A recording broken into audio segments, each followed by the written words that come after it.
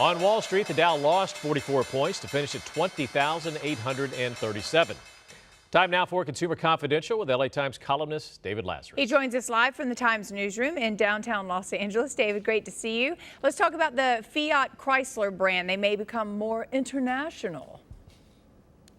Yeah, well, I mean, they're already Fiat Chrysler, which makes them kind of Italian, but they might be looking a little northward in Europe towards Germany because the word is Volkswagen might be interested in a merger. The head of Volkswagen was asked, would you be interested in an overture from Fiat Chrysler? And he said, yeah, give me a call. And that's kind of in sync with what Sergio Marchionne, the head of Fiat Chrysler, has been saying, which is it'd be good to consolidate. He made a run towards GM, which said no thank you. And so now it looks like they're more open to a Volkswagen merger. Consolidation looks like it's going to be a going concern in the auto industry, and this is primarily because of the costly and very uncertain transition to driverless vehicles. A lot of money is spilling into that, as we talked about on the morning news this morning, and yet the horizons still aren't very clear, so obviously bigger might be better. Also, in the case of VW, investors might be looking for some sort of bold move after the whole emissions scandal. So a merger with Fiat Chrysler could provide that sense of, okay, we're putting the past behind us and moving forward. But that said, the emissions scandal did cost billions of dollars in fines. It's unclear how much money VW might have sitting around in a situation like this. But I wouldn't be surprised if we start seeing more consolidation. This is a very mature industry, and one way they're going to achieve growth is through marriage. Okay.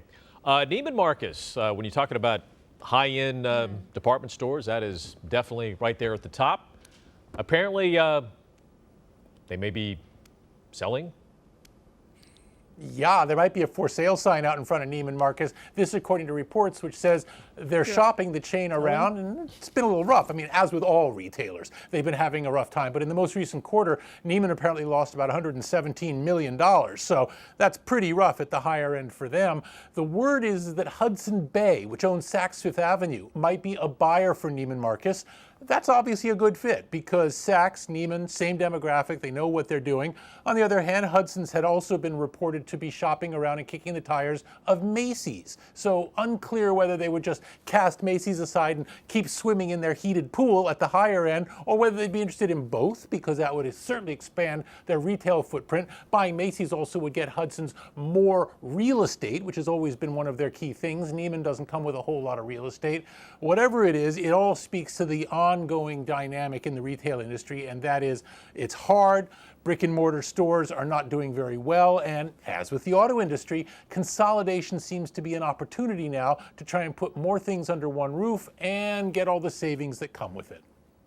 And David, Ivanka Trump, apparently her clothing line doing very well, but she's getting rid of her jewelry line. Why?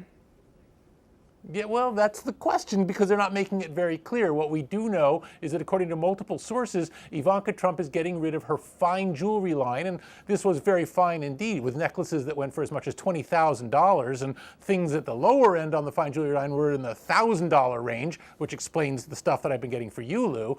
Nevertheless, after that whole to-do with Nordstrom's dropping them, Neiman Marcus dropping them, the brand a little troublesome even after Kellyanne Conway's pitch on TV, and even though we've seen a resurgence in Ivanka sales in recent days, it doesn't look like that's going to carry it forward, and that's why they're dropping the fine jewelry line. However, Ivanka Trump going to go down market and sell baubles, bangles, and costume jewelry. All of this stuff, you know, rhinestones and things, selling for well under $100.